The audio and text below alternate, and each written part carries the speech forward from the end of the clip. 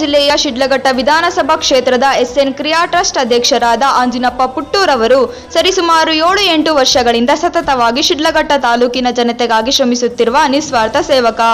ಈ ಹಿಂದೆ ಎಸ್ಎನ್ ಕ್ರಿಯಾ ಟ್ರಸ್ಟ್ನ ಮೂಲಕ ಸಾವಿರಾರು ಮದುವೆಗಳನ್ನು ಮಾಡಿ ನವ ಜೋಡಿಗಳಿಗೆ ಅಣ್ಣನಂತೆ ಆಸರೆಯಾಗಿದ್ದಾರೆ ಹಾಗೂ ಕರಕುಶಲ ಕಸುಬುಗಳಿಗೆ ಪ್ರಾಮುಖ್ಯತೆ ನೀಡುವ ಮೂಲಕ ಟೈಲರಿಂಗ್ ಮಾಡುವ ಸಾವಿರಾರು ಜನರಿಗೆ ಹೊಲಿಗೆ ಯಂತ್ರ ನೀಡಿ ಅವರ ಬಾಳಿಗೆ ಬೆಳಕಾಗಿರುತ್ತಾರೆ. ಪ್ರಸ್ತುತ ಸಮಾಜದಲ್ಲಿ ಇಡೀ ಪ್ರಪಂಚದಾದ್ಯಂತ ಕೊರೋನಾ ಎಂಬ ಮಹಾಮಾರಿ ತನ್ನ ಕಬಂಧ ಬಾಹುಗಳನ್ನು ಚಾಚಿ ಅದೆಷ್ಟೋ ಮನುಷ್ಯ ಪ್ರಾಣಗಳು ಆಕ್ಸಿಜನ್ ಸಿಗದೆ ಸಾವನ್ನಪ್ಪಿವೆ.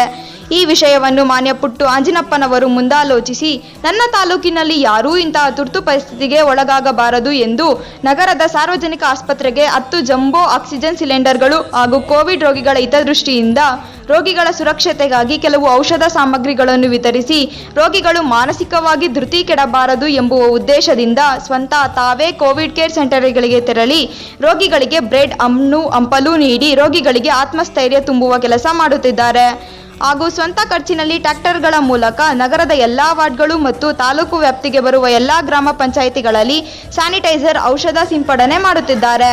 ಈಗಾಗಲೇ ನಗರದ ಎಲ್ಲಾ ವಾರ್ಡ್ಗಳಲ್ಲಿ ಆಹಾರ ದಿನಸಿ ಕಿಟ್ಗಳು, ಸ್ವಂತ ಅವರ ತೋಟದಲ್ಲೇ ಬೆಳೆದಿದ್ದ ಕುಂಬಳಕಾಯಿ ಹಾಗೂ ಮಾಸ್ಕ್ ಮತ್ತು ಸ್ಯಾನಿಟೈಸರ್ ಕೊಟ್ಟಿರುತ್ತಾರೆ. ಇಂತಹ ಜನಸೇವಕ ನಮ್ಮ ತಾಲೂಕಿನಲ್ಲಿ ಬೆಳಕಾಗಿ ಉದಯಿಸಿರುವುದು ನಾವು ಹೆಮ್ಮೆ ಪಡುವ ವಿಷಯ. ಈ ಕೊರೋನಾ ಸಂದರ್ಭದಲ್ಲಿ ಬದುಕಿಗೆ ಕತ್ತಲು ಆವರಿಸಿ ದುಡಿಯುವ ಕೈಗಳಿಗೆ ಬೇಡಿ ಹಾಕಿದ ಸರ್ಕಾರ ಈ ಸಂದರ್ಭದಲ್ಲಿ ಪ್ರತಿ ಮನೆಯ ಸದಸ್ಯರು ಇಂದು ನಿರುದ್ಯೋಗಿಗಳಾಗಿ ಮನೆಯಲ್ಲೇ ಇರುವ ಎಲ್ಲಾ ಕುಟುಂಬಗಳಿಗೆ ಆಸರೆಯಾಗಿರುತ್ತಾರೆ. ಇವತ್ತಿನಿಂದ ತಾಲೂಕಿನ ಎಲ್ಲಾ ಹಳ್ಳಿಗಳಿಗೆ ಆಹಾರ ದಿನಸಿ ಕಿಟ್ಗಳು ಕೊಡುವ ಅಭಿಯಾನವನ್ನು ಹಮ್ಮಿಕೊಂಡಿದ್ದು, ಈ ನಿಟ್ಟಿನಲ್ಲಿ ಎಲ್ಲಾ ಮನೆಗೂ ಕಿಟ್ಗಳು ತಲುಪಬೇಕೆಂಬ ಉದ್ದೇಶದಿಂದ ಸುಮಾರು 50,000 ಆಹಾರ ಕಿಟ್ ವಿತರಣೆ ಮಾಡಲು ಪಣ ತೊಟ್ಟಿದ್ದಾರೆ. ಇನ್ನು ಇದೇ ಸಂದರ್ಭದಲ್ಲಿ ಜನಸೇವೆಗೆ ಹುಟ್ಟಿ ಬಂದ ಹೃದಯವಂತ ಮನುಷ್ಯರಾದ ಆಂಜಿನಪ್ಪ ಪುಟ್ಟೂರವರಿಗೆ ಕೋಟಿ ಕೋಟಿ ನಮನಗಳು ಎಂದು ಪುಟ್ಟು ಆಂಜಿನಪ್ಪನವರ ಅಭಿಮಾನಿಗಳು ಅಭಿಪ್ರಾಯಪಟ್ಟರು. ಜನರ ಮನಸ್ಸಿನಲ್ಲಿ ಶಾಶ್ವತವಾಗಿ ಉಳಿಯುವ ಕೆಲಸಗಳನ್ನು ಮಾಡುತ್ತಾ ಬಂದಿರುವ ಪುಟ್ಟು ಆಂಜಿನಪ್ಪನವರಿಗೆ ನಿಜವಾಗಿಯೂ ನಮ್ಮದೊಂದು ಸಲಾಂ.